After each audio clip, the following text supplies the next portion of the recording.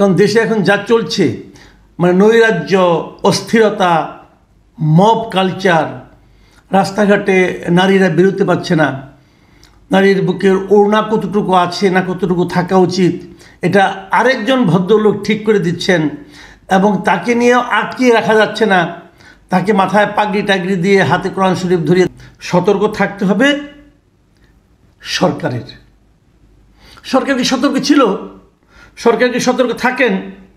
যদি সরকার সতর্ক না থাকেন তাহলে উনি আমাদেরকে সতর্ক থাকার অনুরোধ করে লাভ কি ভাই? তার মানে দেশ জুড়ে যে নৈরাজ্যটা হচ্ছে এর জন্য উনি দায় দিলেন কার উপর চাপালেন পতিত স্বৈরাচারের উপর, মানে আওয়ামী লীগ সরকারের উপর।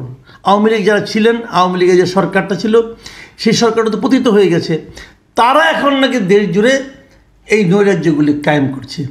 এটা যে অপকর্মগুলো দেখছি, যে লুটপাট, যে আইনহীনতা, যে মব কালচার, মব লিঞ্চিং যেগুলো আমরা দেখছি সেগুলোর পেছনে আওয়ামী লীগ জড়িত অথবা আওয়ামী লীগের অর্থ জড়িত, এটা কি এখনো পর্যন্ত কেউ কোথাও কোনোভাবে প্রমাণ করতে পেরেছে?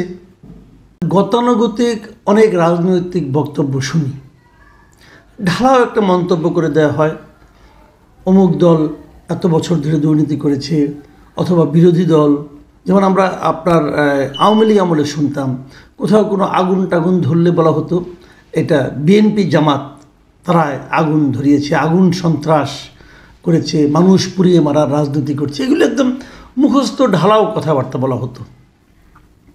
তো আমরা ভাবতাম এগুলো বোধহয় রাজনৈতিক কথা, কেবল রাজনীতিবিদরাই বোধহয় মাঠ গরম করার জন্য এই সমস্ত কথা বলে। এবং তারপর যখন আমরা মানে আপনার হাসিনা সরকারের পতনের পর এই নতুন সরকার যখন দায়িত্ব নিল, অন্তর্বর্তীকালীন সরকার, এই সরকারের প্রধান হলেন কে? একজন আন্তর্জাতিক খ্যাতিসম্পন্ন ব্যক্তি, doctor Mohammad Yunus, Nobel laureate, হ্যাঁ, নোবেল বিজয়ী উনি। তো উনি একদিকে শিক্ষাবিদ, আরেকদিকে আন্তর্জাতিকভাবে তো ওনার একটা পরিচিতি আছে, তো উনি তো প্রথাগত রাজনীতিবিদ নন। তাহলে উনি রাজনীতির ভাষায় যখন কথা বলেন তখন না আসলে আমরা ঠিক বিভ্রান্ত হয়ে যাই। এইগুলি আমি কেন বললাম এতক্ষণ ধরে সেই জিনিসটা একটু বলি। যেমন শনিবার যে বিশ্ব নারী দিবস ছিল, এই নারী দিবস উপলক্ষে, আন্তর্জাতিক নারী দিবস উপলক্ষে একটা সমাবেশে উনি বক্তব্য দেন। সেখানে যারা নাকি এবার পুরস্কার পেয়েছে তাদেরকে পুরস্কৃত করেন, অনেক কথাবার্তা বলেন। তার ফাঁকে উনি একটা কথা বলেছেন, সেই জিনিসটা কি, যে আমি আপনাদের হুবহু পড়ে শোনাই, যে পতিত স্বৈরাচার দেশে নৈরাজ্য সৃষ্টি করতে বিপুল পরিমাণ অর্থ বিনিয়োগ করছে। আমাদের এখন ততটাই সতর্ক থাকতে হবে যেমনটা আমরা যুদ্ধের মতো পরিস্থিতিতে ছিলাম। ওনার এই যে দ্বিতীয় বাক্যটা, এটা নিয়ে আমার কোনো আপত্তি নাই, যে আমাদের যুদ্ধকালীন যেরকম সতর্ক থাকতে হয় সেরকম সতর্ক থাকতে হবে। এটা আসলে যখন দেশ জুড়ে নৈরাজ্য চলে, যখন দেশ জুড়ে আইন শৃঙ্খলা পরিস্থিতির চরম অবনতি ঘটে, তখন এরকম থাকতে হয়। এই যে সতর্ক থাকার বিষয়টা, এটা নিয়ে আমার কোনো আপত্তি নাই, সতর্ক থাকতেই হবে।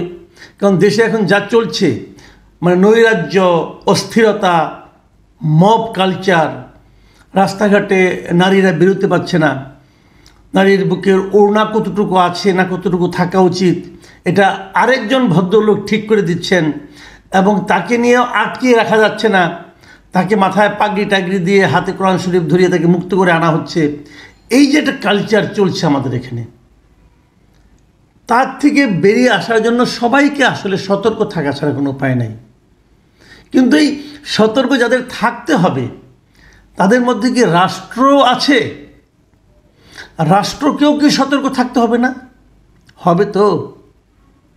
একটা বাড়িতে হঠাৎ করে বাড়ির সামনে 100 লোক বলল যে এই বাড়িতে আওয়ামী লীগের পতিত আওয়ামী লীগ সরকারের এমপি আছেন, সেখানে 200-300 কোটি টাকা লুকিয়ে রাখা হয়েছে, অস্ত্র আছে, অতএব এই বাড়ি আমরা তল্লাশি করব। পুলিশ না, একটা মব, এবং চিৎকার চেঁচামেচি, ভাঙচুর, ভেতরে তারা গেল, যে কিছুই পেল না। এর মধ্যে পুলিশ আসলে পুলিশ তাদের বাধাও দিল না। এই যে কালচার, এই ক্ষেত্রে কাকে সতর্ক থাকতে বলছেন প্রধান উপদেষ্টা? ওই বাড়ির মালিককে? সে তো সতর্কই ছিল, দরজা সিটকে বন্ধ করা ছিল। ওই বাড়ির কেয়ারটেকার, সেও সতর্ক ছিল, বাধা দিতে যে দু একটা চট থাপড় খাইছে। তাহলে সতর্কটা কে থাকবে?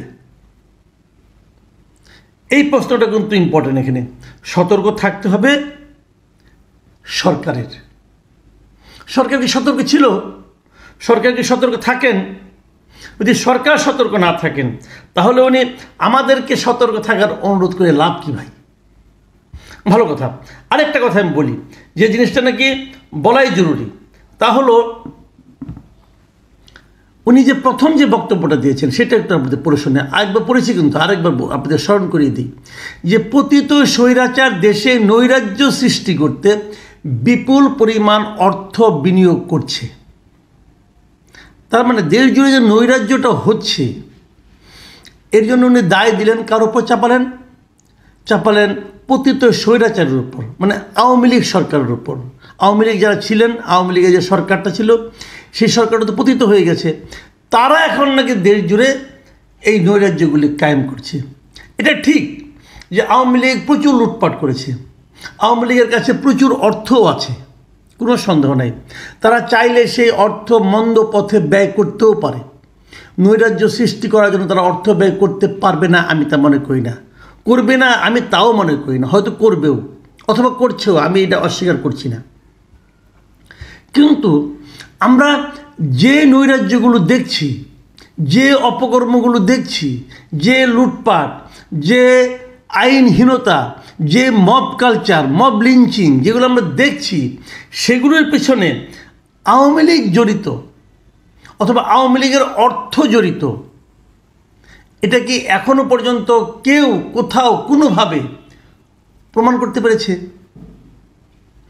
যদি প্রমাণ করতে না পারে তাহলে কিভাবে তাদেরকে দায় দেওয়া হবে, তাদেরকে দোষী সাব্যস্ত করা হবে? একটা কথা বলেন, শাহবাগ থানায় এই যে তৌহিদি জনতা যে হাজির হলো, যে একটা লোককে তার থানার ভেতরে ঢুকে গারদের সামনে যে তার ভিডিও করা হলো, সেই ভিডিও আবার ফেসবুকে দিয়ে দেওয়া হলো, এখানে আওয়ামী লীগের অর্থ ব্যয় করা হয়েছে? যদি হয়ে থাকে তাহলে সেই লোকগুলিকে ধরেন না কেন আপনারা? যে লোকগুলি এই মবটা ক্রিয়েট করেছিল তাদের কাউকে ধরেছেন? একজনকে ধরেছেন বলেন? ধরেছেন? ধরেননি।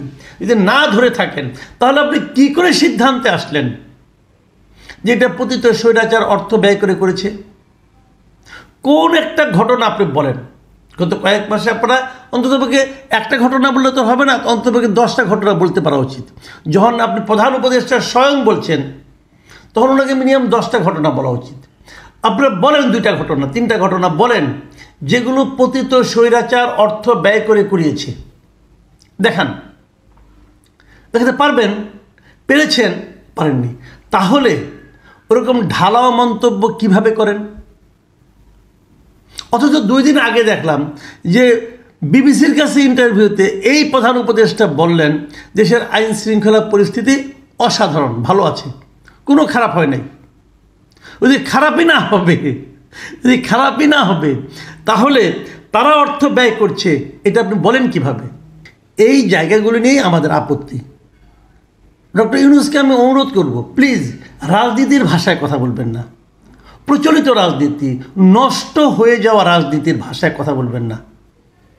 এই সমস্ত কথা আমরা আগে বহুবার শুনেছি। নিজের অযোগ্যতা ঢাকার জন্য অন্য কারো ওপর ঢালাও অভিযোগ করা, এগুলো শুনতে দেশের মানুষ আর আগ্রহী না, তারা পছন্দ করে না। আপনি একটা বড় দায়িত্ব নিয়ে ক্ষমতায় বসেছেন, আপনি যেভাবে কথা বলেন এটাকে সেন্সিবল কথাবার্তা মনে করা হয় না, মনে করা যায় না। আসলে আপনি তো কোনো দায়িত্ব নিচ্ছেন না। আপনি বলছেন আমরা দেখি, চেষ্টা করি, আমরা এই জগতের লোক ছিলাম না। তো এই জগতের লোক ছিলেন না, এই বিষয়ে জানেন না, দায়িত্ব নিতে গেলেন কেন? কারণ এখানে তো দায়িত্ব নিয়ে যদি আপনারা না পারেন, এটা তো কেন আপনার একা ব্যর্থতা না, পুরো জাতি এতে ক্ষতিগ্রস্ত হবে।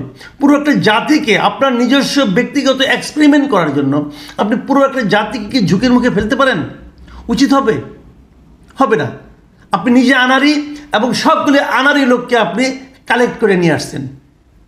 এনে আনারি প্রক্রিয়া দেশ চালাচ্ছেন এবং পলিটিক্যাল লিডারের ভাষা শিখে ফেলেছেন এর মধ্যে 7 মাসে। শিখে এখন আপনি বলতেছেন যে এটা পতিত স্বৈরাচার চালাচ্ছে। পতিত স্বৈরাচারে কেউ তো নাই রে ভাই দেশে, এত দৌড়ের উপরে আছে। যাও দু একটা দেশে ছিল চুপচাপ হতো, শান্তিপূর্ণ জীবনযাপন করতেছিল, ঘরের মধ্যে চুপচাপ ঘুমাইছিল, তাদের ডেভিল হান্টারের মাধ্যমে তাও তাদেরকে ধরে ফেলেছেন। আর যদি তারা থেকেও থাকে, ওদের দমন করার দায়িত্বটা কার? আপনার তো, সেটা আপনি পারছেন না কেন? আমাদের দেশের এই যে প্রবণতাটা, যে অন্যের উপর দায় চাপানো, নিজের অযোগ্যতা, নিজের অক্ষমতার অজুহাত হিসাবে অন্যের উপর দায় চাপানোর যে প্রবণতাটা, এই প্রবণতা থেকে এই জাতি কবে মুক্ত হবে? আমি অনুরোধ করবো ডক্টর ইউনূসকে যে আপনি আপনার মতো করে কথা বলেন, রাজনীতিবিদের মতো করে কথা বলেন না। আপনি রাজনীতিবিদ হওয়ার চেষ্টা করেন না, এটা আপনার কাজ না।